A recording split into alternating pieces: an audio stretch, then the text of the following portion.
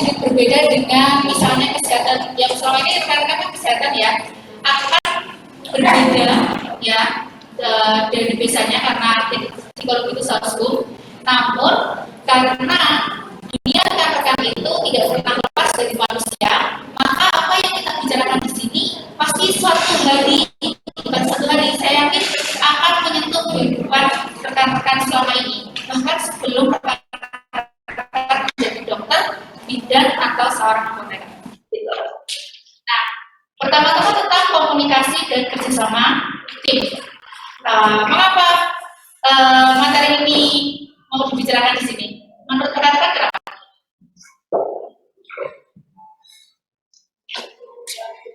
Karena pasti semua tahu ya, gampang lah Bu, kayak gitu.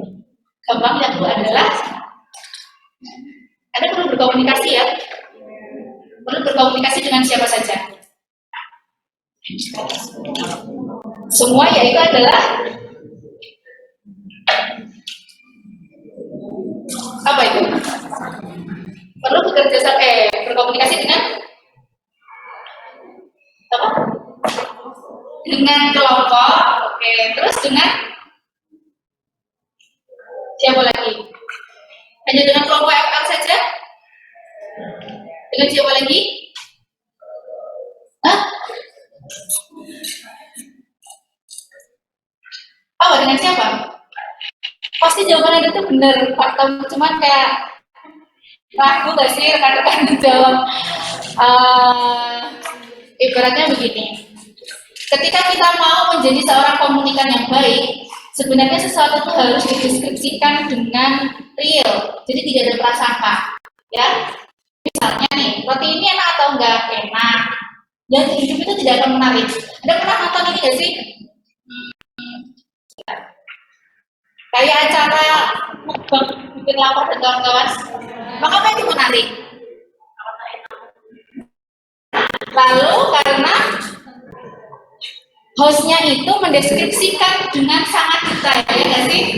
Nah, maksudnya ada itu. Jadi, ketika Anda mendeskripsikan dengan detail, maka komunikasi itu akan jadi efektif sebenarnya. Apa? Kira-kira kita harus berkomunikasi dengan siapa saja?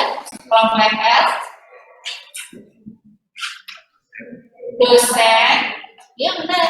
Terus kemudian mungkin nanti Anda berpraktek akan bertemu dengan subjek ya, subjek, atau mungkin nanti bertemu dengan orang-orang yang berada di lapangan yang non kelompok Anda, misalnya dengan pembimbing lapangan atau dengan para pekerja yang di sana, kayak gitu. Nah, kebanyakan bahkan ya konflik dan mungkin skala kecil maupun skala besar itu bisa terjadi karena komunikasi yang tidak efektif. Gitu. Bahkan ibaratnya peperangan antar negara itu bisa disebabkan karena komunikasi yang tidak efektif. Itu bisa terjadi seperti itu.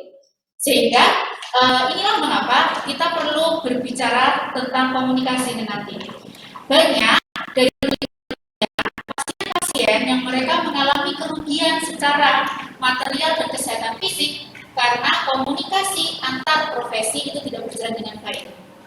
Begitu. Ya, jadi nanti kita perlu bicara tentang ini dan harus dimulai dari mana? Kita akan belajar di sini. Kenapa tidak?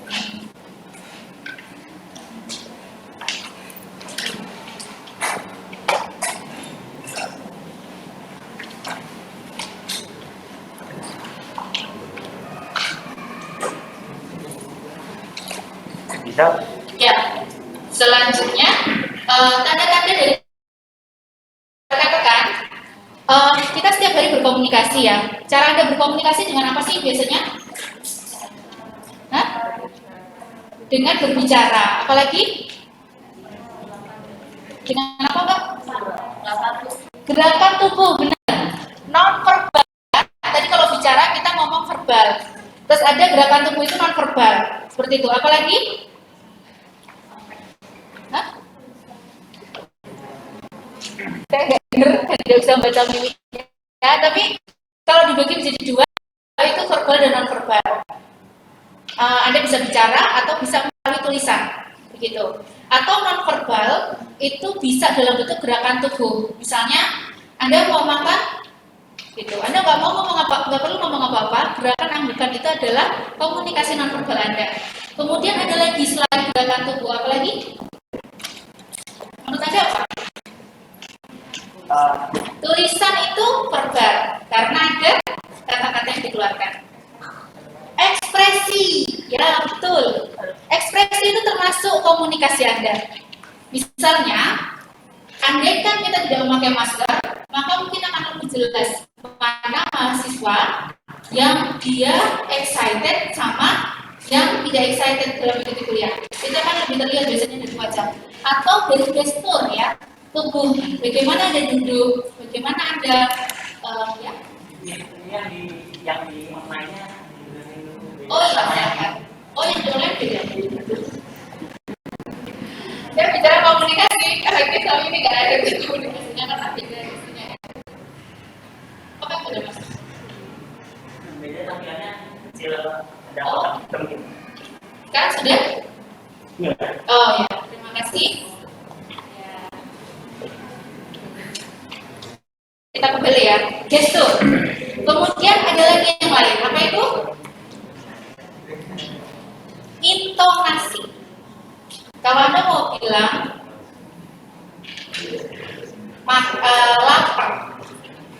lapar, apalagi Anda bisa menggunakan intonasi lain, lapar, beda ya. Kalau misalnya mungkin Anda posisi marah, Anda akan lebih membentak. Kalau dalam posisi merajuk, Anda mungkin bilangnya gimana? Nah,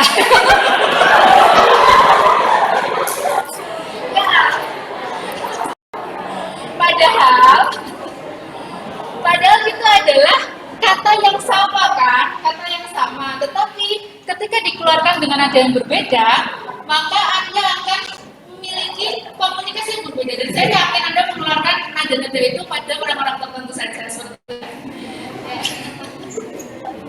Oke, lalu kita akan melihat kalau komunikasi itu verbal dan non-verbal. Ini akan sangat tampak pada ini loh, saudara-saudara. Bagaimana Anda itu sebenarnya, kalau saya mau mengerucutkan lagi lebih sempit, materi komunikasi efektif ini bisa sangat Anda aplikasikan dalam kehidupan Anda sehari-hari, bahkan dalam pertemanan. Ada beberapa orang yang mereka itu mungkin sebagian dari Anda itu sering banget dicurhati. Ada? Atau ada orang-orang yang ya aku nggak dicurhat sama saya itu ya. Kok kayaknya orang tuh mau ngomong sama saya males ya kayak gitu. Jangan-jangan skill komunikasi efektif ini belum ada di diri kita, sehingga orang-orang tuh mau ngomong sama kita tuh males gitu. Atau gini aja deh, Anda pasti bertemu dengan orang-orang yang kalau ketemu sama orang itu, saya nggak mau ngobrol sama dia. Pernah nggak sih? Mengapa Anda berpikir seperti itu? Orang itu punya hingga Anda menghindar dari orang itu. Mengapa? Apa itu? Nggak usah bisik-bisik ya. Ini yang setiap hari Anda jumpai dalam kehidupan sehari-hari. Apa itu? Hah? Kalau disapa nggak mau jawab, ya betul ya. Apa yang dirasakan ketika kita nyapa dan orang itu nggak mau jawab? Jengkel, ya. Ada perasaan bahwa kita tidak didengarkan, betul? Nah, ketika kita itu memiliki gestur tidak mendengarkan orang lain, sebenarnya orang itu akan mundur untuk tidak berbicara dengan Anda. Seperti itu. Jadi bisa jadi saya bertemu dengan, saya sempat bertanya dengan kakak kelas Anda waktu itu, Anda ingin menjadi, waktu itu saya ngajar semua dokter ya, IP yang C1, Anda ingin menjadi dokter yang seperti apa? Jawabannya itu ingin jadi dokter yang menyenangkan, terus kemudian bisa menjelaskan dengan baik, kemudian apalagi ya, intinya waktu itu saya bertanya, kenapa tidak ada yang ingin menjadi dokter yang diagnosisnya selalu tepat? Gitu. Diagnosisnya selalu tepat, dokter yang pandai, dokter yang menjadikan penemu dan apa gitu. Itu semua basic jawaban-jawabannya itu hampir mendekati bahwa ketika ingin menjadi dokter yang menyenangkan, mereka itu sadar bahwa berkomunikasi baik dengan pasien itu adalah salah satu kunci. Gitu. Ada profesi ya, kalau mereka itu tidak mau diajak komunikasi dengan baik, pasiennya tuh merasa bahwa profesinya itu si profesional itu tidak mau diajak komunikasi dengan baik, datang karena nggak ada yang lain. Terus asli kesel pasiennya, seperti itu gitu. Jadi, apa namanya faktor lain sehingga tetap datang ya, diagnosisnya tepat, tapi saya asli jengkel gitu ya, seperti itu ya, macam-macam. Nah, tapi kita bisa sebenarnya dengan memiliki komunikasi yang baik, kemampuan kita mendiagnosis kita akan jadi lebih tajam seperti itu. Nah, nanti kita akan bicara di sini ya. Salah satu tanda-tanda komunikasi efektif, Anda sebagai tenaga kesehatan plus Anda sebagai manusia dalam kelompok nantinya, yang perlu kita perhatikan itu adalah ketika memberikan pengertian. Dalam komunikasi itu, apa yang saya keluarkan itu diterima oleh pendengar dengan pemahaman yang sama. Itu komunikasi efektif. Kalau misalnya saya ngomong A, Anda itu menangkapnya B, itu berarti efektif. Salah. Karena ada informasi yang terlewat. Kemudian ada kesenangan. Itu Anda bayangkan kalau jadi tenaga kesehatan, pasien yang Anda hadapi itu senang berbicara dan ngobrol dengan Anda. Kalau tenaga kesehatan di Australia, panggilannya GP kalau mereka itu ya, dokter umumnya itu panggilannya GP. Mereka itu sekali bertemu dengan pasien itu bisa sampai 30 menit untuk membangun komunikasi itu tadi. Gitu. Jadi ada kesenangan, artinya membangun hubungan baik dengan pasien atau orang yang berada di hadapan kita. Gitu. Lalu yang ketiga, mempengaruhi sikap. Pasti Anda banyak mendengar nih, kalau kita itu punya masalah, yang harus kita lakukan apa? Berkomunikasi dengan orangnya kayak gitu kan ya. Anda yakin setiap kali Anda berkomunikasi masalah Anda selesai? Ada yang malah komunikasi jadi tambah padu, ya nggak sih? Banyak orang yang ini ya, kalau zaman sekarang itu kita melihat fenomena artis-artis itu banyak yang klarifikasi, ya nggak sih? Klarifikasi di YouTube channel sana, channel sini. Apakah itu menyelesaikan masalah? Mengapa menurut Anda? Padahal komunikasi loh itu efektif loh. Informasinya yang diterima keluarnya apa yang menerima juga loh. Kenapa? Karena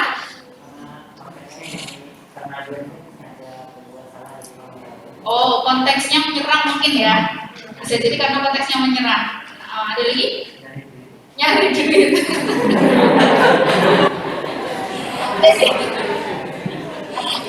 Jadi dimulai dengan niat yang tidak ingin menyelesaikan masalah, bisa jadi. Nah, salah satu mengapa ketika kita berkomunikasi, maksud kita tuh misalnya Anda punya pasangan Anda malah nih, biar selesai masalahnya Anda belum berkomunikasi sama dia. Tapi kenapa jadinya malah runyam ya? Habis komunikasi malah ngajak putus kayak gitu. Pernah kejadian begitu? 1, 2 mungkin pernah. Mengapa? Karena bisa jadi tidak mempengaruhi sikap, gitu.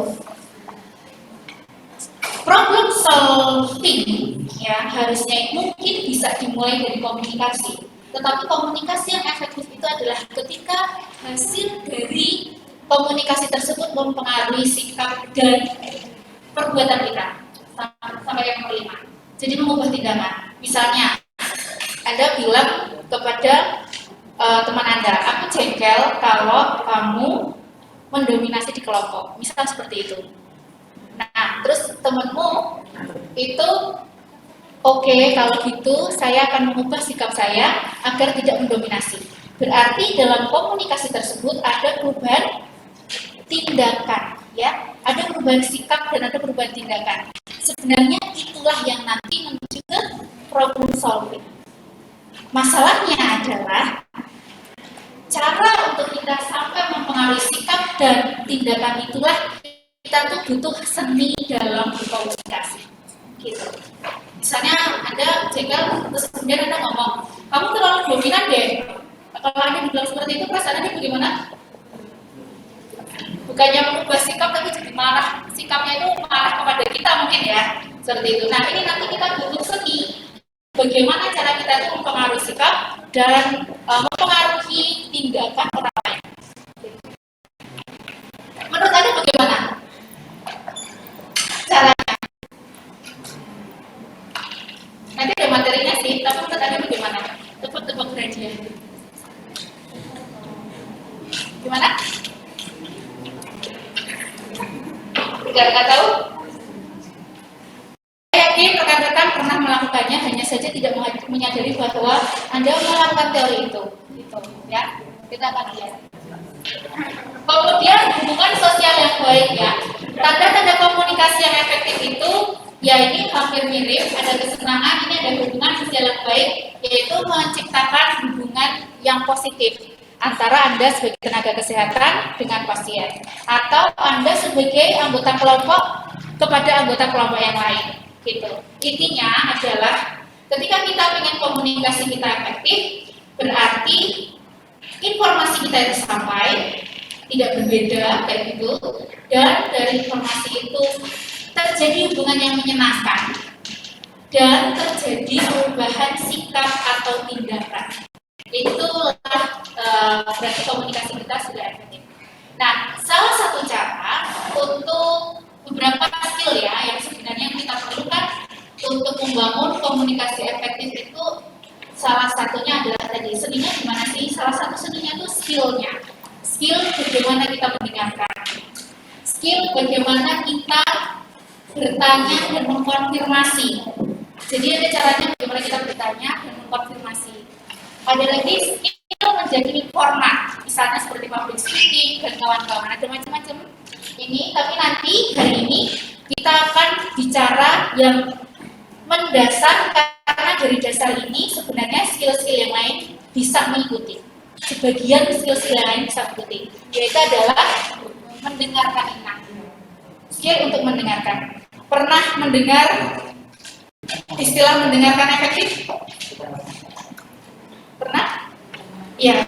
Menurut Anda mendengar efektif itu seperti apa? Mendengar aktif ya? Kalau efektif sih ini ya tidak apa-apa. Mendengar aktif. Menurut Anda seperti apa mendengar aktif itu? Apa itu? Mendengar aktif? Sungguh-sungguh. Sungguh-sungguh. Ya. Ada lagi? Lawan bicara merasa diperhatikan. Ada lagi? Mendengar aktif. Kalau Anda curhat dengan sahabat Anda itu mendengar aktif nggak? Mengapa? Nggak tahu. Ya mengapa anggapan Anda deh, Anda merasa mereka mendengar aktif nggak?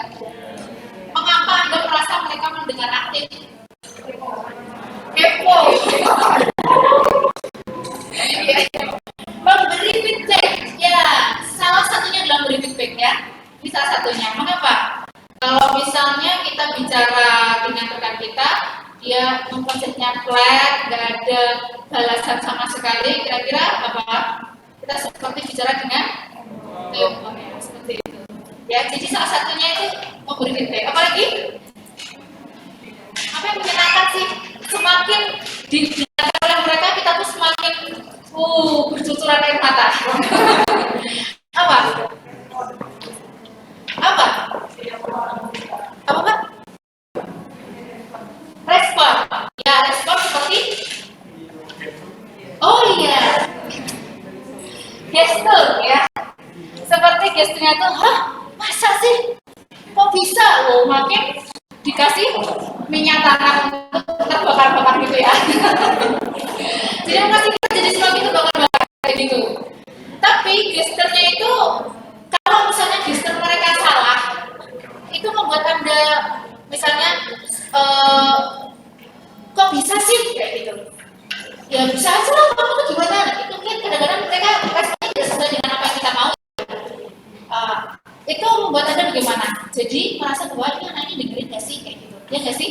Nah, kadang-kadang lagi ngomong kemudian mereka BA-an kayak gitu. Sebentar, gimana tadi? Nah, seperti itu.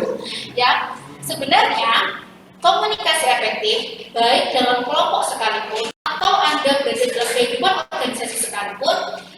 bisa kita mulai dengan mendengarkan. Karena dari mendengarkan itulah nanti kita bisa memberikan feedback dengan tepat. Kayak gitu. Jadi banyak orang yang pengen bicara, tapi sedikit yang mau mendengarkan. Kalau Anda mau mengamati orang-orang yang mungkin sedang arisan, pernah ini kan? Atau orang-orang yang sedang kumpul-kumpul rasani, ya, bisa seperti itu. Ya, jangan kita pelaku ya. Ada masa-masa di mana bola itu pingpong banget. Itu gini, bener dia tuh gini, gini. Akhirnya ada masa di mana nggak ada yang dengerin yang satu yang lain, tapi lebih banyak aku belum mengalami ini, itu mengalami ini, soalnya banyak yang ingin didengarkan. Hingga di situ tuh nggak ada pendengar, semua ngomong. Ya nggak sih? Ada masa-masa seperti itu. Nah, mengapa? Ya karena manusia itu pengen didengarkan. Kenapa? Mendengar itu melelahkan sebenarnya. Mendengar itu melelahkan. Jadi Anda butuh atensi, butuh memberikan waktu, diam, ya, terus akhirnya menyimpulkan, nah seperti itu.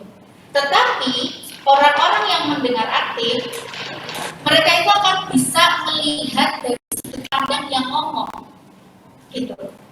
Ada sebuah cerita tentang anak yang bertanya kepada ibunya soal Miyagi. Ada yang tahu Miyagi? Nggak tahu? Nggak tahu? Kayaknya ada senyum-senyum, ada yang tahu Miyagi nggak?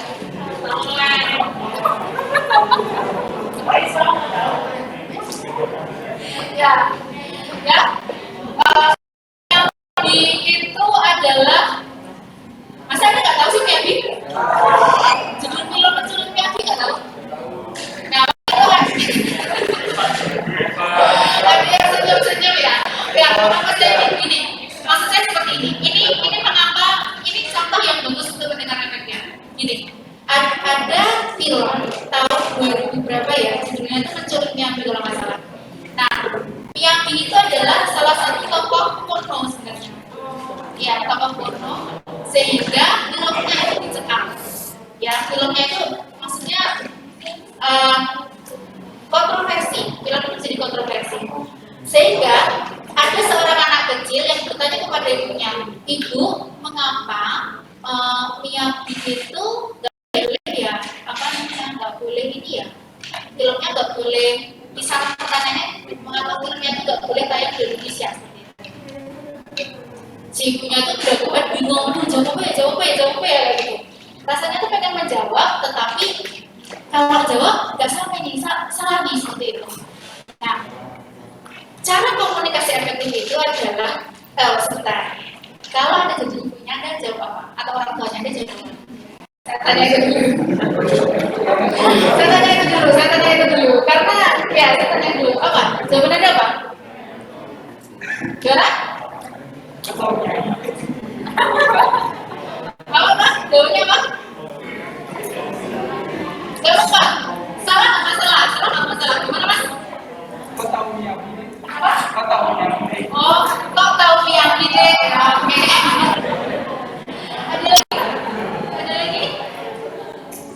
Ada lagi kan? Yang mau mencoba? Kira-kira kalau anak Anda bertanya seperti itu, gimana nih jawabannya? Apa kira-kira? Ada yang mau menjelaskan misalnya? Ya karena kayak gitu, pikirannya seperti ini, kita bikin begitu. Ya, pengen gimana Mas?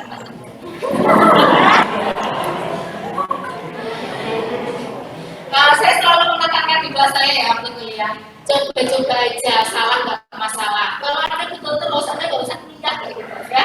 Kuliah kan untuk belajar, santai aja. Gitu. Dosen juga kadang-kadang salah kalau kayak gitu ya. Ada? Kira-kira apa? Mungkin sebagian Anda gatel untuk menjelaskan ya. Ya karena mungkin menjelaskannya mungkin dengan ya nggak usah diikuti beritanya apa-apa. Misal seperti itu. Ada pikiran seperti itu, intinya di stop aja tuh. Daripada anak ini, bahaya ini anak-anak tahu hal kayak gini nih kayak gitu. Nah, jawaban teman Anda itu kan dia bilang, mengapa? Bertanya. Gitu. Mengapa bertanya? bertanya itu benar untuk melihat perspektif anak itu secara luas sebenarnya.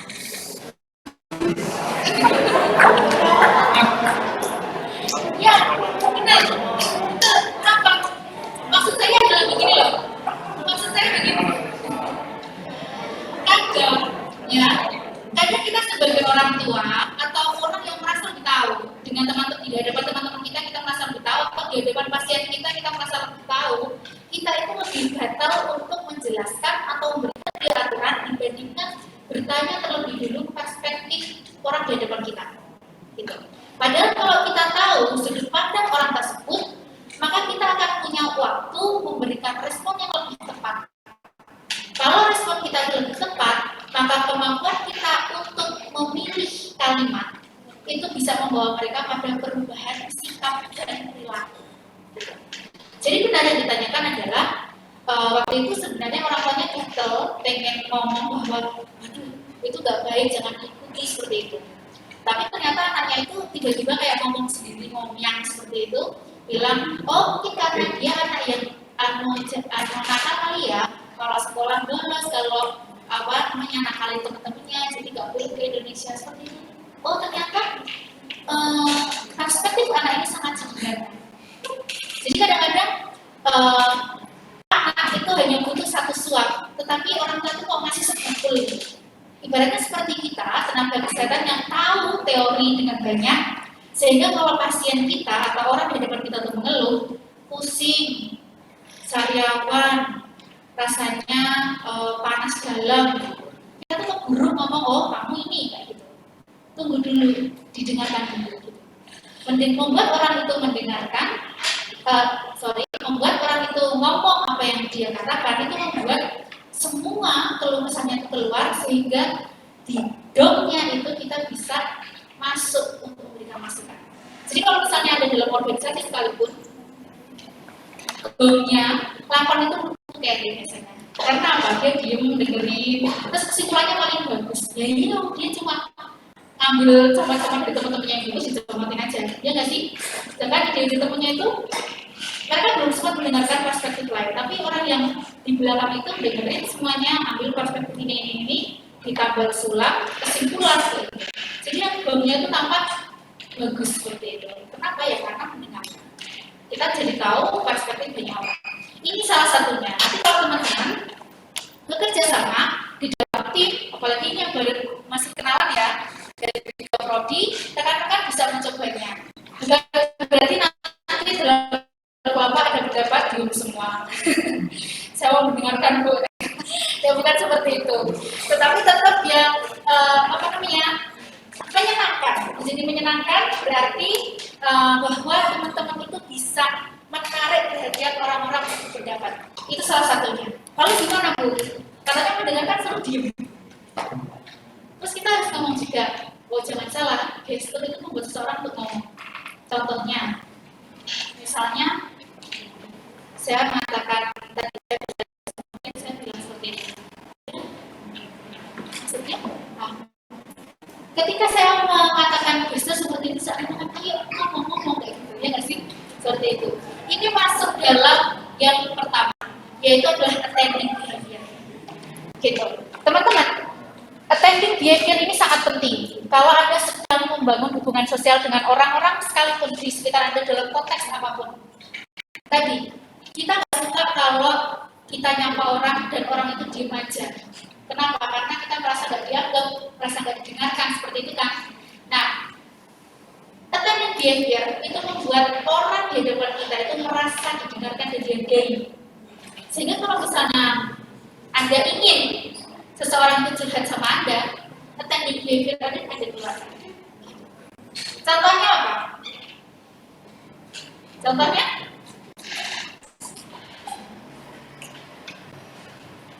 Bisa nih, ketika kita itu pakai attending behavior, menunjukkan perhatian kita, itu bisa menimbulkan keberanian responden atau pasien kita untuk ngomong tentang keluhan-keluhannya. Jangan salah ya, kadang pasien itu takut ngomong sama dokter keluhannya. Takut nanti kalau aku ngomong keluhan ini dan itu, ditambah lagi treatmentnya. Masalahnya treatment dalam dunia kesehatan itu kan diodel-odel ya beberapa ya, ya nggak sih? Dan itu sangat tidak menyenangkan kayak gitu. Sehingga ketika kita menjadi tenaga kesehatan kita butuh ini. Contohnya apa? Contohnya adalah sebagian dari Anda melakukan attending behavior saya sebenarnya. Apa? Yaitu menatap orangnya itu. Ya. Ada yang kaku menatap mata orang kan?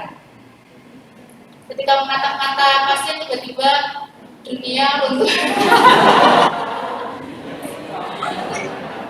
Ada pasien yang gagal terlalu cantik seperti itu.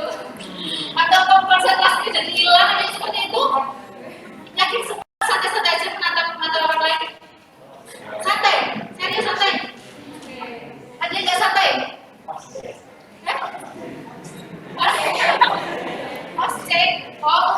Mas itu ketemu sama apa? Oh, ujian. Oke. Ini bisa Anda gunakan juga di ini loh. Kalau menatap mata takut harus kita apa yang kita lakukan kalau menatap mata takut?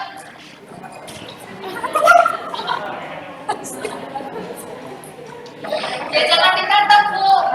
Misal Anda ngobrol sama orang yang Anda sukai. Attending behavior-nya menatap mata, tapi bisa kayak gini. Apa? Dia tidak akan, dia merasa tidak akan didengarkan masalahnya itu loh. Apa yang kita lakukan? Biasanya kalau tatap matanya biar konsentrasi saya kemana? Bentar ya, bentar ini tips saja. Tips yang Anda praktekkan, Anda bisa menatap tengah sini. Ya, tengahnya sini ya, bagian mata itu. Ya, kadang-kadang tatapan matanya terlalu tajam hingga akhirnya kita kehilangan kendali. Jadi kalau memang seperti itu, ya diakui saja. Silakan Anda mengalihkannya di ini, di sini. Itu teknik behavior saudara-saudara ya. Tapi ada beberapa saudara-saudara kita yang mereka tidak mau menatap mata itu. Salah nggak? Nggak juga. Banyak teknik behavior yang lain. Jadi tidak masalah. Itu. Apa kira-kira yang lain? Gestur. Apa ini? Ayo buka kelas saudara. Apa? Posisi badan bagaimana, Mas? Ya, betul. Ya, posisi badan menghadap ke orang yang sedang berbicara. Itu masuk dalam attending behavior. Ada orang-orang yang misalnya lawan bicaranya di sini, tapi apa namanya? Itu ada tuh miring ke sana loh, gitu. Miring ke sana di sini kayak gitu. Itu bentuk bahwa attending behavior Anda berkurang. Kalau Anda mau fokus betul, ya berarti mata ke dia, terus ini apa namanya arah badannya itu ke dia. Terus kemudian sebenarnya juga ada ini cara duduk kita itu agak mencambang ke dia. Saya kadang-kadang iseng-iseng saja. Kalau misalnya lagi ke kafe atau ke mana gitu, saya mengamati para toprowan dan toprawati yang ada di kafe itu, melihat apakah ini adalah sedang sesi PDKT pacarnya. Nggak, cuma iseng-iseng aja. Saya cuma mau melihat attending behavior-nya seperti apa. Ada beberapa keluarga yang mereka itu makan bareng, tapi dalam 1 jam itu semua main HP. Ada yang seperti itu. Itu. Ya, tidak ada judgement ya, saya cuma mengamati saja. Ada orang-orang yang yaitu makanannya itu sederhana atau mungkin cuma nongkrong saja, tapi mereka itu benar-benar intens sekali. Gitu. Anda bisa mengamati ya, bagaimana cara Anda berkomunikasi dengan sahabat Anda atau orang-orang penting dalam hidup Anda. Apakah Anda sebenarnya juga mengeluarkan attending behavior ini? Gitu. Ketika kita attending behavior nganggur kayak gitu, itu tuh seperti ini ya, saudara. Kalau Anda itu didengarkan, tiba-tiba itu orang yang ngomong, sumber lawan bicara Anda itu rasanya tuh pengen memuntahkan semua yang dia pikirkan dan pernah rasakan. Gitu. Itu ya sebenarnya tugas kita. Kalau kita sebagai profesional, kita butuh mendengarkan mereka. Gitu. Atau kita sebagai sahabat, teman Anda nggak bisa mau curhat, ya caranya itu kan suruh gitu. Bisa ngomong apa? Aku gitu. Tapi dengan teknik itu tulus loh ya, nggak cuma ini tulus kayak gitu. Itu bisa bisa membuat mereka mengeluarkan apa yang ingin dikeluarkan. Dan justru ini Anda bisa menjadi seorang pendengar yang mampu meresap sudut pandang dalam bicara. Dan itu sangat penting. Ini sangat penting. Tantangannya adalah melelahkan dan waktu. Anda pasti akan menghabiskan waktu karena Anda akan mendengarkan untuk meresapi sudut pandang orang tersebut. Nah, selanjutnya di sini attending behavior, active listening skill, mendengarkan dengan penuh perhatian sehingga respon merasa mendengarkan, dipahami. Ini sudah saya kira sudah masuk tadi. Dan ada yang namanya observing and reflecting feeling. Jadi mengamati perilaku responden atau lawan bicara Anda selama proses komunikasi dan merefleksikan perasaan dari responden yang biasanya diperlihatkan oleh bahasa tubuh seseorang. Nah, saudara-saudara, selain attending behavior itu tadi, yang perlu kita amati itu juga bagaimana kita mengobservasi lawan bicara kita. Ada orang-orang yang mengatakan bahwa dia itu nggak sedih, tapi nangis. Oh, nggak sedih aku. Siapa sih marah? Kamu nggak marah kalau gitu. Ya seperti itu. Nah, dari observasi kita bisa lihat kan, gestur tubuhnya seperti apa, ya kan? Gestur tubuhnya seperti apa? Kalimat yang dikeluarkan seperti apa?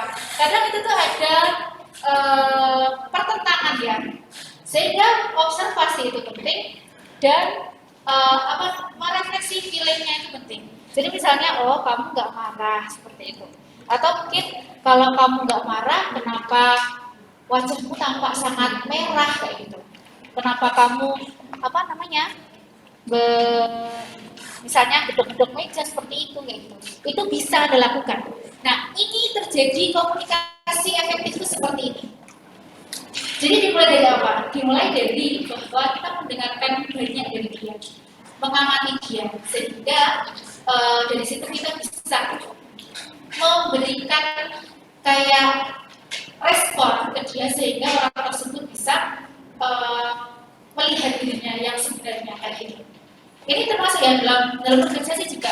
Ya simbolnya seperti itu. Anda mendengarkan, kemudian Anda mengkonfirmasi, bertanya kayak gitu. Dan merefleksi feeling, kamu marah ya? Kalau itu sudah tepat ya, atau Anda bilang kayak gini, kamu cemburu ya? Dia nggak berani ngomong sama sekali cemburu. Nah, itu kalau misalnya kata kuncinya udah keluar, bisa nangis kejerit seperti itu. Ya, maksud saya adalah ketika Anda mendengarkan dengan betul, merefleksikan emosinya dengan tepat, pasien-pasien Anda itu bisa merefleksikan apa yang dirasakan kayak gitu. Itu sangat penting ya. Nah, selanjutnya menjalin hubungan baik kedua pihak dengan saling menghargai dan menghormati. Jadi tentu saja rekan-rekan, Anda tidak boleh lupa bahwa saling menghargai dan menghormati itu kita perlu memegang kode etik hubungan juga ya antara pasien dengan profesional. Apakah Anda boleh menikah dengan pasien Anda? Boleh ya? Oh iya. Kalau psikologi soalnya ada aturannya ya. Ada aturannya. Karena dunia ini kadang-kadang, gini, ketika kita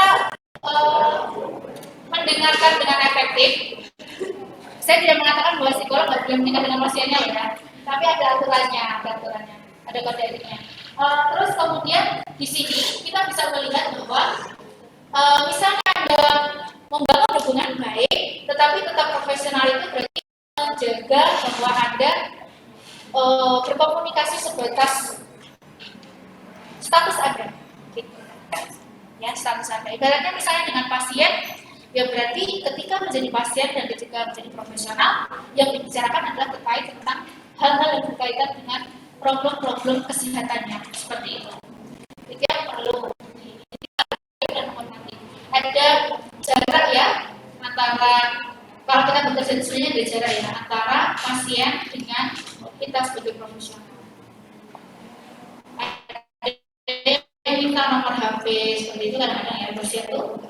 Nanti contohnya kalau malam atau malam minggu seperti itu. Jadi ya, jadi beberapa itu mungkin ada yang mencoba memisahkan nomor profesional dan juga seperti itu. Tapi ini sebenarnya lebih ke menjalin hubungan baik dengan menghargai dan menghormati. Nah, keterampilan komunikasi kita juga bisa dengan gaya bicara kita yang bersahabat.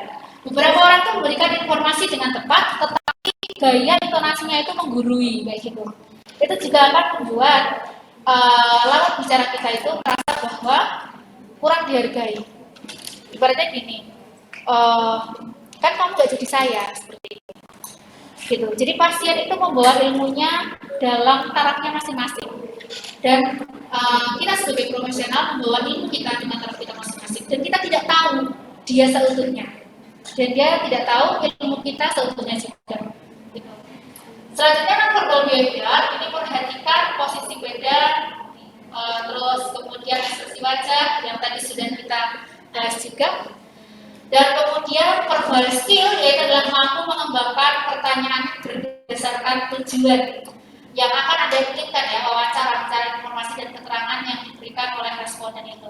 Atau misalnya rekan-rekan ngobrol sama pasien, mungkin ya ada kayak lembar wawancara pasti, ada beberapa ya yang ada lembar wawancara pasti. Kalau di psikologi itu ada penelitian-penelitian mereka itu mengeluarkan pertanyaan wawancara, kalau centangnya itu ada berapa, maka itu menjurus ke diagnosis apa kecenderungannya kayak gitu.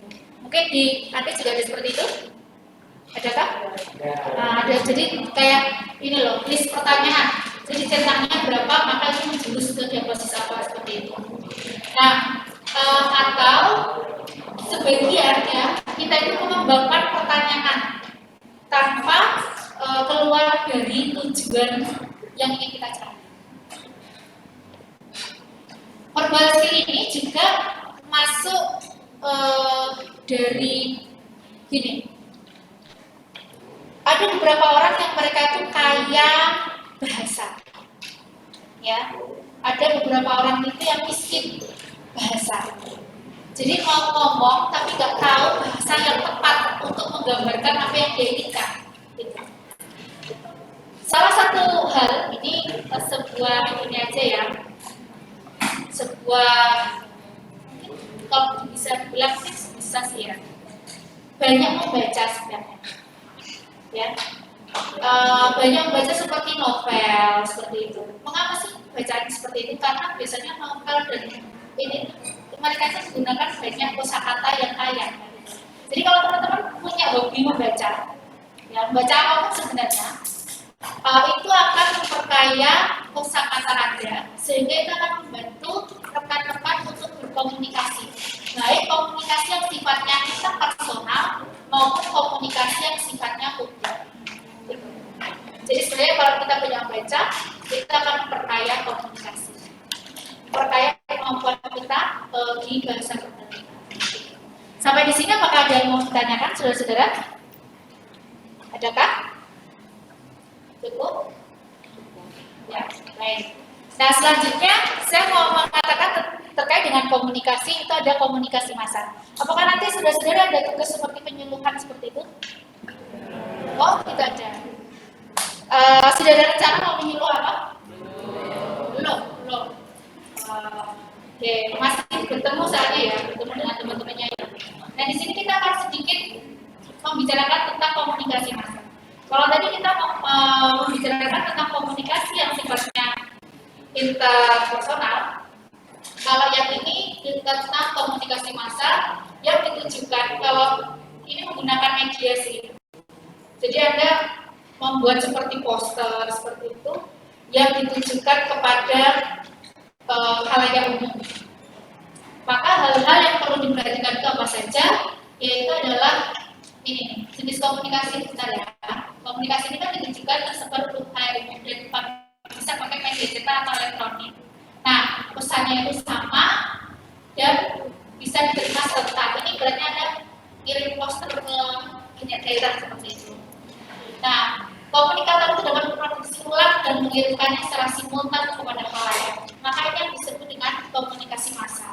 Apakah Anda melakukan komunikasi massa, saudara-saudara? Jarang? Ada yakin? Apa ya?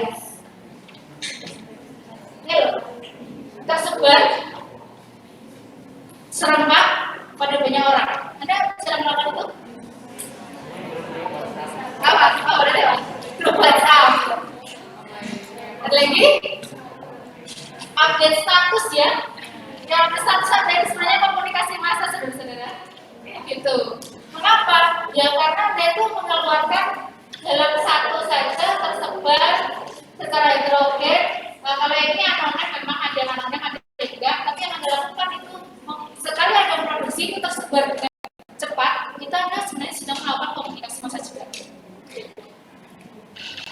Ya, ini bersifat tidak langsung, harus melewati media teknis, sifatnya satu arah, tapi ini pengertian yang masa lampau ya. Sekarang itu sepertinya ketika Anda sudah mengupload sesuatu, maka komunikasi dengan cepat itu bisa langsung dilakukan ya sekarang.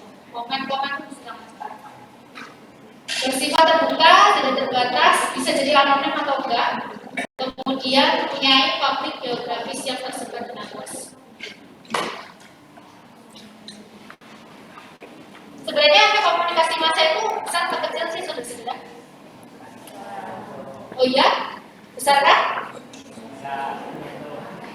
Sebagai contoh ya, tadi kan komunikasi yang efektif itu ketika dia bisa mengubah sikap atau tindakan orang lain, ya kan? Nah, sekarang saya mau mencontohkan misalnya kampanye presiden. Apakah kampanye yang jor-joran itu membuat Anda akhirnya berpindah memilih orang yang awalnya si A jadi si B? Enggak. Tergantung adalah jawaban yang paling benar. Enggak. Ada yang akhirnya memilih karena ngomongin itu terus akhirnya Anda jadi memilih kayak gitu. Itu komunikasi massa sebenarnya. Atau Anda melihat calon-calon anggota DPR yang beliau itu ada di ini, jalan-jalan banyak banget seperti itu, makin banyak pamfletnya, akhirnya Anda pengen kayak itu. Adakah? Oke, ada? Ya, kita bisa melihat komunikasi massa itu sebenarnya ada yang menjelaskan apakah dia itu sebenarnya efektif atau enggak. Seperti misalnya Anda sedang membuat poster tentang kesehatan ibu hamil misalnya. Bagaimana sih perilaku ibu hamil yang baik di trimester pertama, misal seperti itu. Nah, komunikasi massa apakah itu akan mempengaruhi perilaku seseorang atau enggak? Atau Anda pengen ngomongin soal hipertensi, apakah itu mempengaruhi atau enggak? Yang pertama, yang perlu Anda perhatikan itu adalah salah satunya adalah audiensnya. Anda mau ngomong sama siapa? Nanti ada penyuluhan, kemudian ada penyuluhan di desa-desa ibu-ibu yang mereka basicnya misalnya bekerja sebagai petani. Ketika Anda menggunakan istilah hipertensi dengan darah tinggi itu akan memiliki efek yang berbeda. Gitu. Ya, saudara-saudara. Dan ada istilah di mana ketika kita semakin banyak menyuntikkan informasi ke mereka. Jadi ini teori stimulus respon. Semakin banyak masyarakat itu disuntikan informasi itu, maka mereka akan bertindak sesuai dengan keinginan si komunikan yang nyebarin. Ada teori yang seperti itu.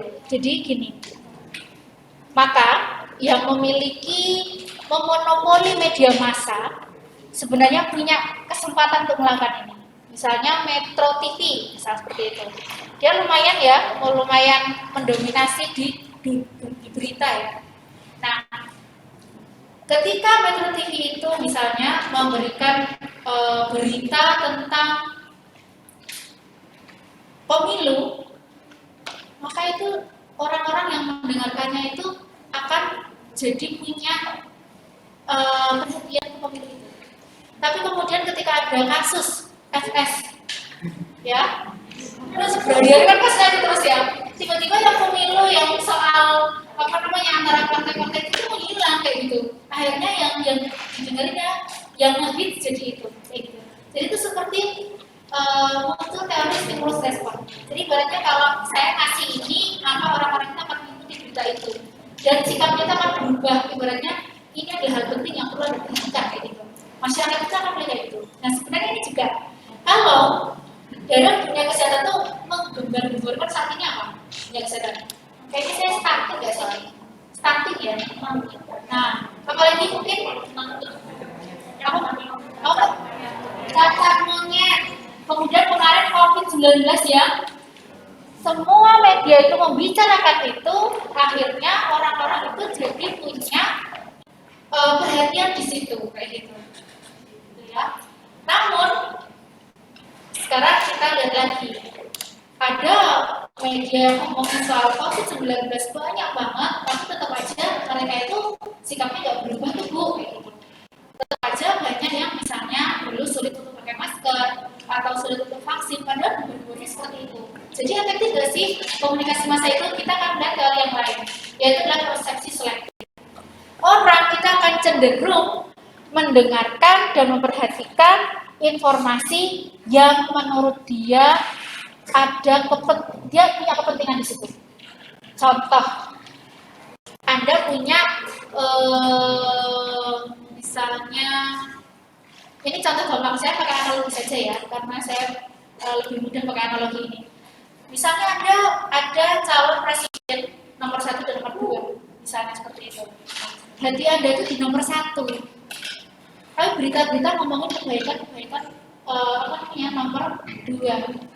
Maka menurut Anda itu tidak berkepentingan untuk diri Anda akan mengabaikan berita itu.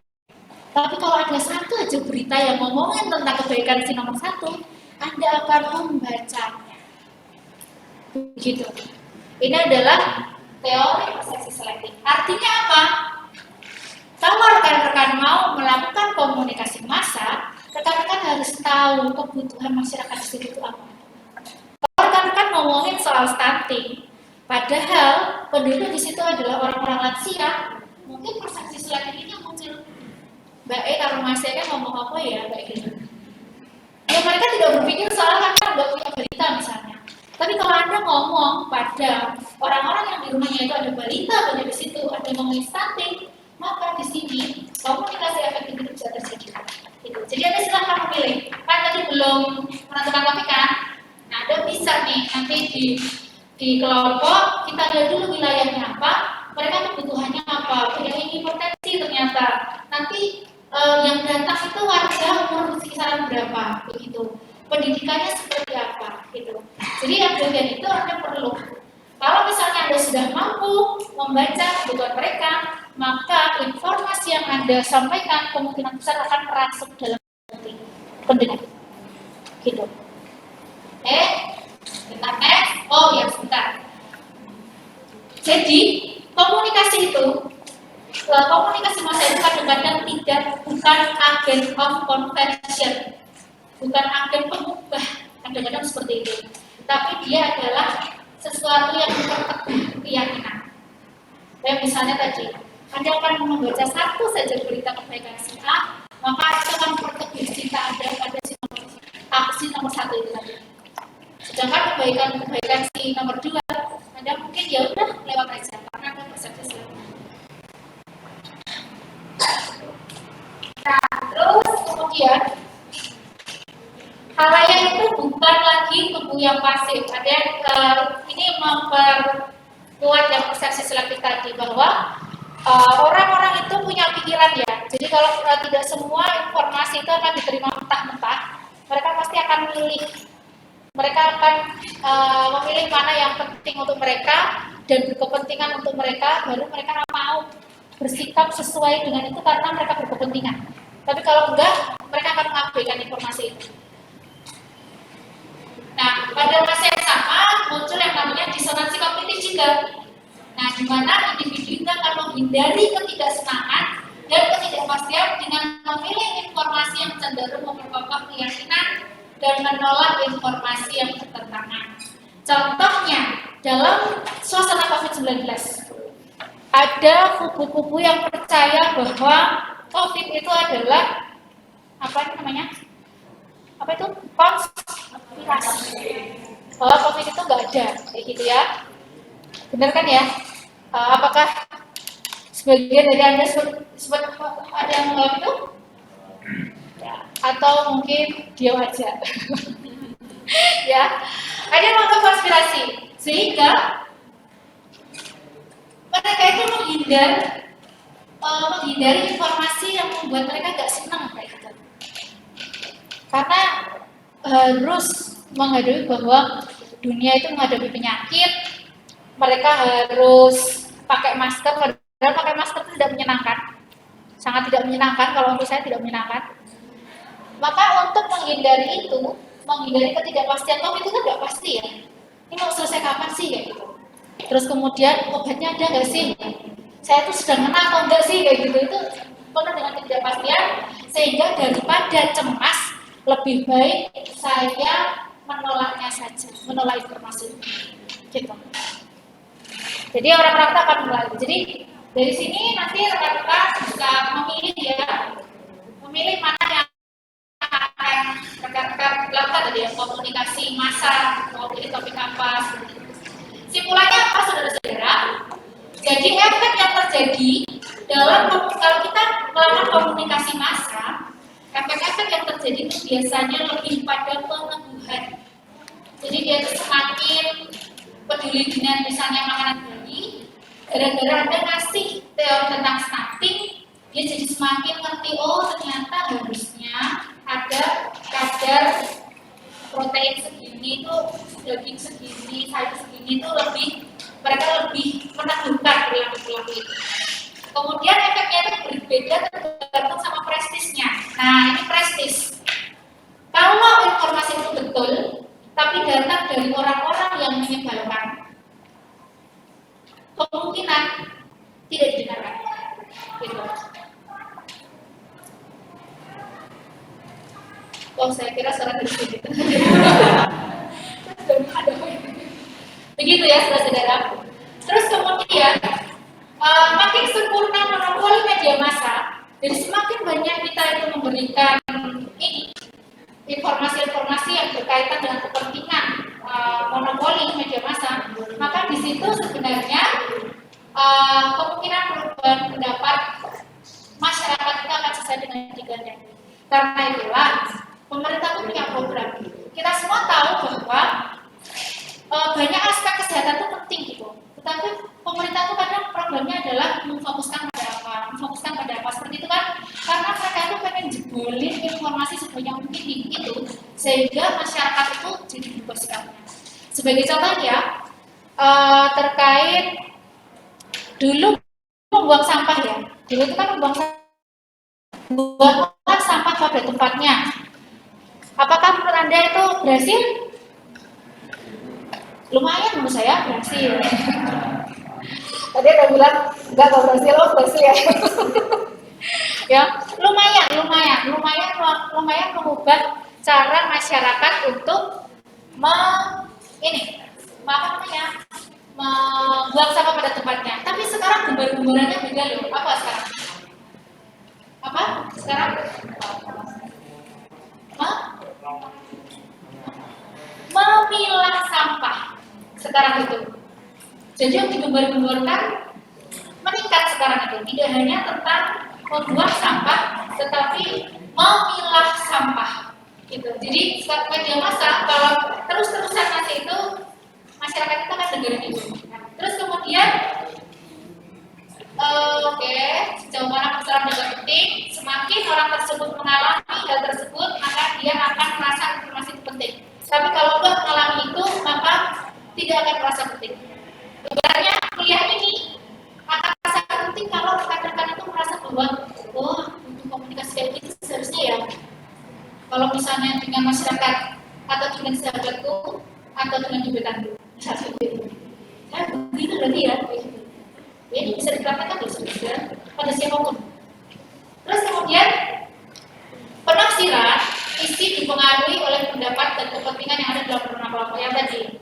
Kalau norma kelompoknya nggak sesuai dengan keyakinannya, tidak akan mengikuti, tidak akan serta-merta mengikuti. Dan yang terakhir, bahwa struktur hubungan interpersonal oleh khayalan halanya mengantarai proses komunikasi.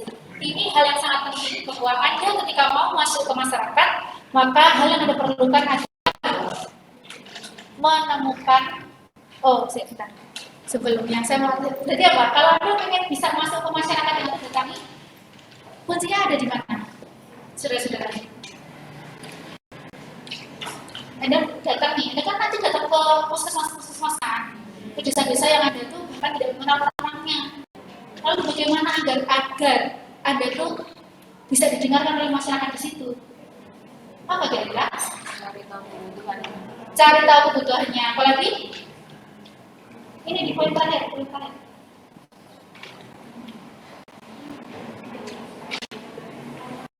Apa kira-kira?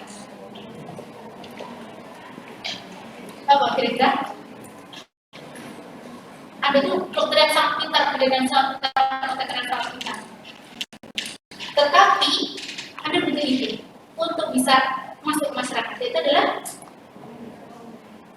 komunikasi terakhir ya. Ini yang benar. Itu hubungan personal. Jadi ada struktur hubungan interpersonal halayak yang mengantarai arus komunikasi. Terkadang kita itu membutuhkan orang-orang penting agar orang yang kita kasih tahu itu percaya. Jadi intinya apa? Anda mau masuk ke desa, Anda perlu nyari kepala desa, pamongnya, seperti itu. Nanti pamongnya akan promo tentang Anda.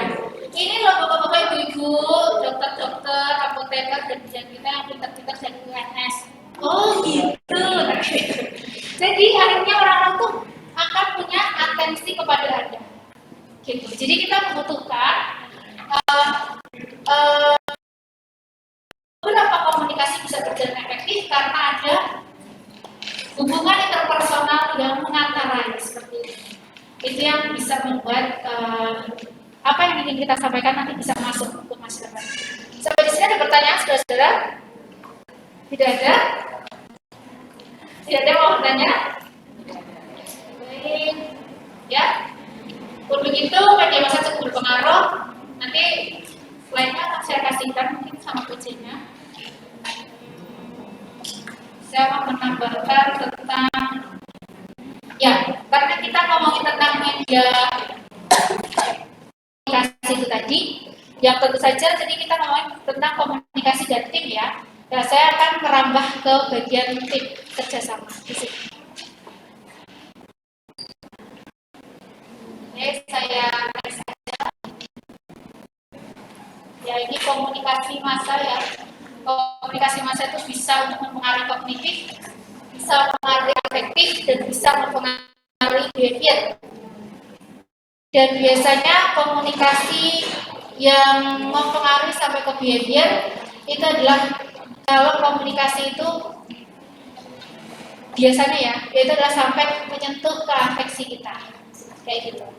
Sebagai contoh, kalau misalnya Anda membawa berita membicarakan hati-hati hari ini akan hujan badai, silakan Anda mengendarai kendaraan Anda dengan kecepatan rendah.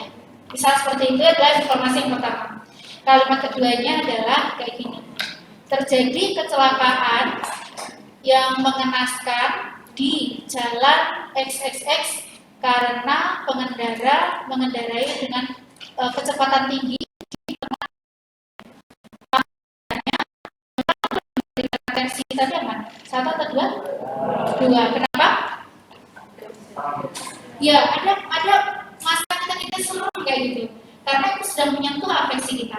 Nah, maka itu biasanya akan lebih menyentuh, membantu kita untuk mengubah sikap dan perilaku seseorang. Itu bisa. Nah, jadi nanti silakan kalau misalnya rekan-rekan nanti mau melakukan komunikasi massa, rekan-rekan perlu menghadirkan tidak hanya pengetahuan kognitifnya, tetapi ada hal-hal yang menyentuh afeksi mereka, sehingga itu bisa informasi itu bisa lebih efektif sampai ke rekan-rekan, ke para pendengar. Oke, baik. Saya teks saja ya. Seperti yang terakhir, saya akan bicarakan dengan teamwork. Teamwork nanti kita akan bicarakan tentang apa sih yang perlu rekan-rekan lakukan, karena nanti rekan-rekan akan bertemu dengan orang-orang yang berbeda.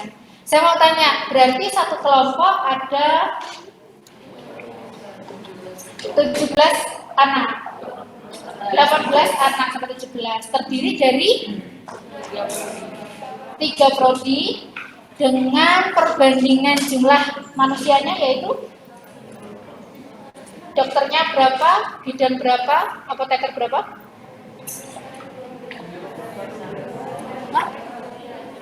Dokter berapa? Dokter minimal 1.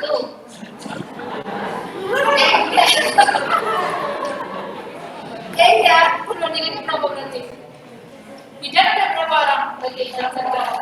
2, 3. Apoteker?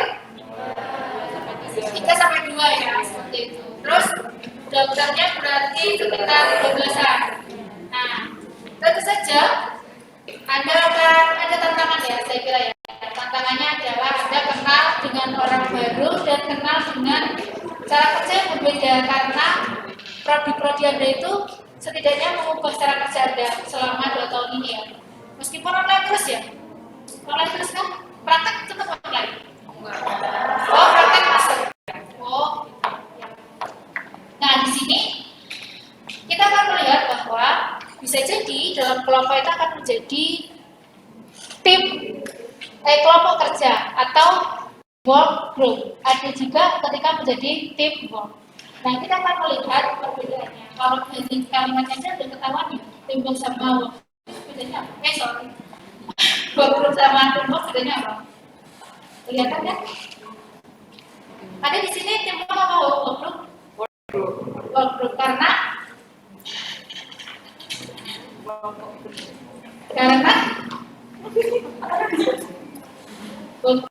karena apa?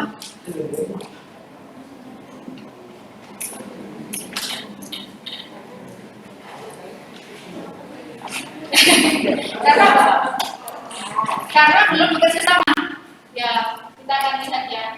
Work group itu adalah orang yang punya bekerja bersama-sama dalam satu kelompok.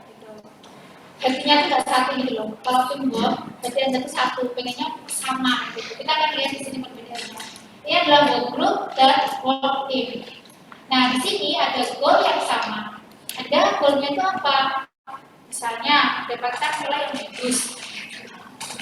Apakah itu goal tim? Goalnya tim? Tujuannya tim? Nah, itu tujuan individu mungkin ya, mendapatkan nilai yang bagus. Nah, goal timnya itu apa? Misalnya mampu untuk menyampaikan informasi kepada masyarakat atau apa, itu sebenarnya goal yang tim bareng. Terus sinerginya di sini untuk work group itu tuh netral. Gak perlu sinergi juga bisa aja. Misalnya Anda belajar di sini nih, ada yang nyatet, ada yang enggak, ada yang misalnya memperhatikan, ada yang ngantuk tidur seperti itu, ya itu tidak akan berpengaruh karena Anda di work group, gitu. Ya, apakah dia ngantuk? Jam-jam habis makan siang ya, silakan Anda tahan-tahan. Nah, terus kemudian sinergi, tapi kalau dalam teamwork satu orang itu nggak sinergi, itu bisa merusak flow dari timnya. Contoh, misalnya Anda butuh PPT, yang satu bikin teorinya, yang satu bikin PPT-nya, yang satu harus menyampaikan misalnya dalam goalnya itu adalah bisa ngasih penyuluhan kepada masyarakat. Ketika informasi itu ada, sudah dibikin makalahnya, kemudian yang mau ngomong juga sudah dan bersedia, tetapi ternyata nggak ada PPT-nya. Yang PPT ini orangnya itu ngadat misalnya kayak gitu. Nah, ini berarti akan merusak dari tujuannya. Ini yang namanya work team. Nah, ini nanti akan muncul orang-orang wajib, orang-orang sunnah, orang-orang mubah, dan orang-orang haram. Ada yang tahu? Apa itu wajib? Apa itu wajib? Wajib apa? Wajib apa? Ya, wajib. Wajib berarti orang itu harus ada. Dicari. Itu di waktu itu nanti kita akan bertemu orang-orang kayak gitu. Kalau nggak ada dia, grup itu pincang. Itu wajib. Nah, terus kalau sunnah apa? Ya kalau dia ada, alhamdulillah dia kita. Tapi kalau misalnya nggak ada sebenarnya juga nggak apa-apa sih. Ya, ibaratnya nggak ada dia juga nggak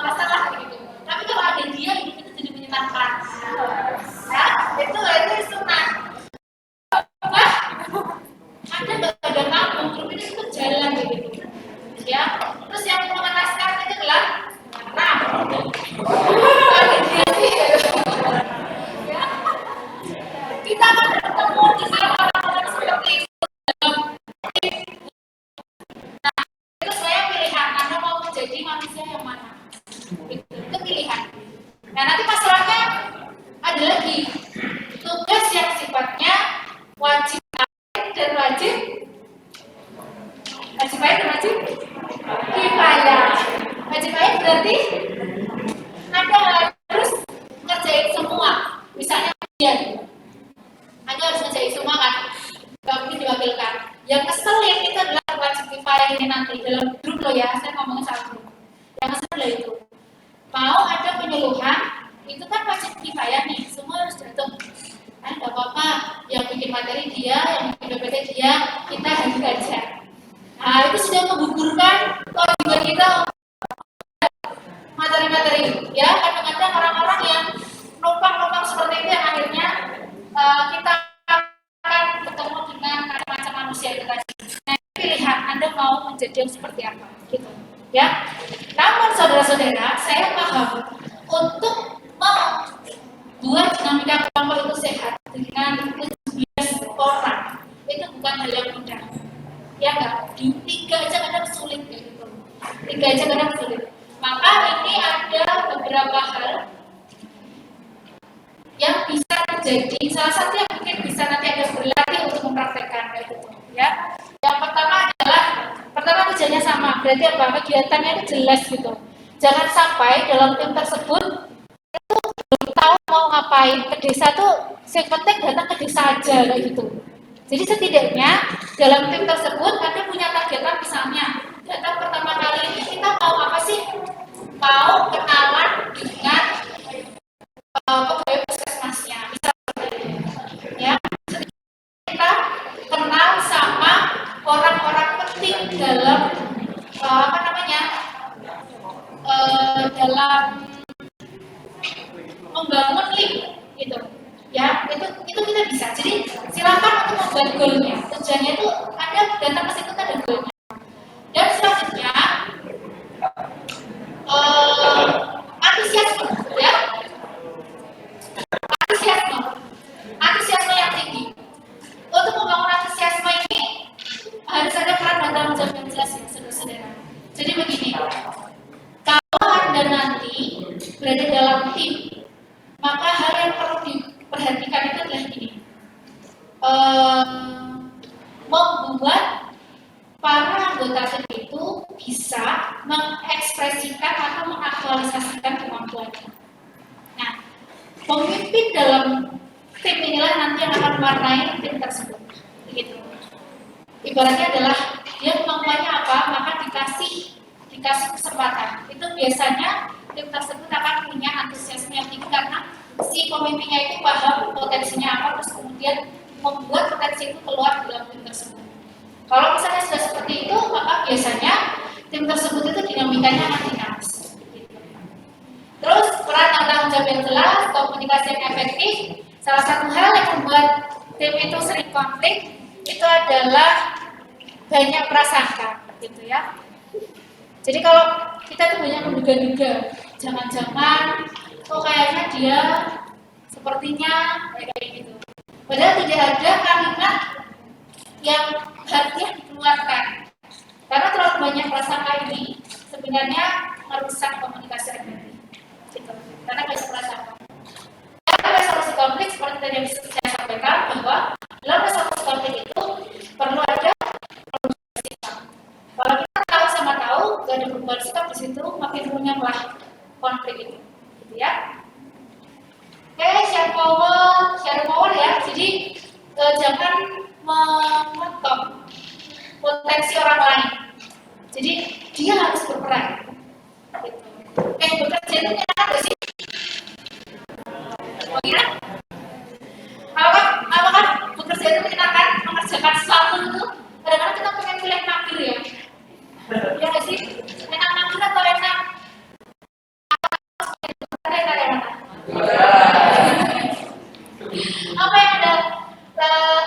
Apa yang Anda rasakan setelah mager? Semakin mager. Setelah ngantuk? Apa? Healing? Refresh? Ini ya, mengapa ini penting sharing power ini? Jadi begini saudara-saudara, yang membuat hidup itu karena merasa berguna. Nah, kenapa itu mager itu sebenarnya akan memberikan efek negatif ya? Kalau berlebihan ya magernya, bukan mager ya, mager itu sebenarnya nggak bagus sih saudara-saudara. Karena tujuan mager itu apa sih?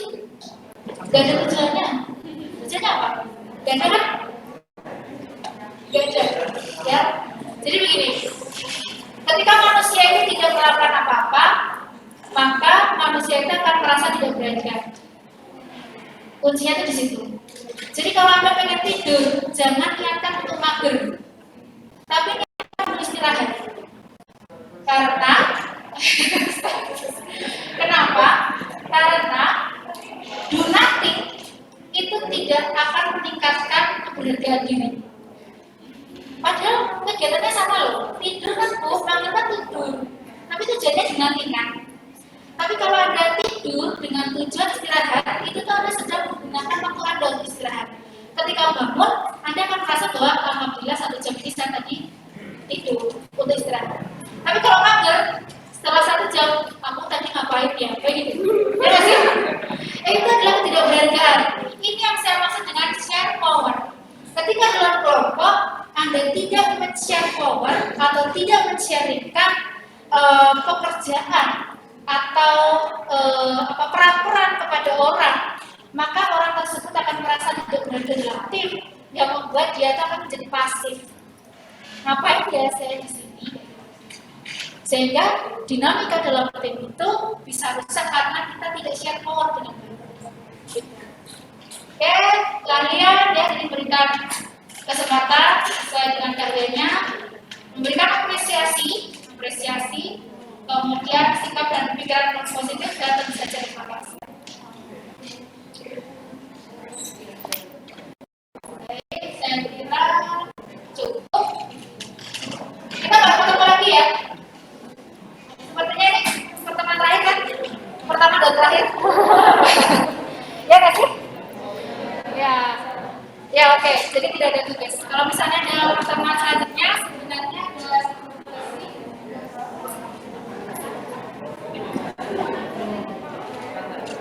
oh sorry, maaf. Saya kira cukup. Ya sudah, itu ada pertanyaan, saudara? Saya sebentar.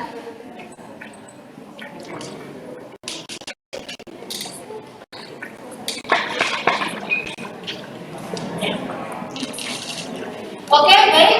Jika tidak ada pertanyaan, saya cukupkan sampai di sini. Apa yang Anda dapatkan hari ini?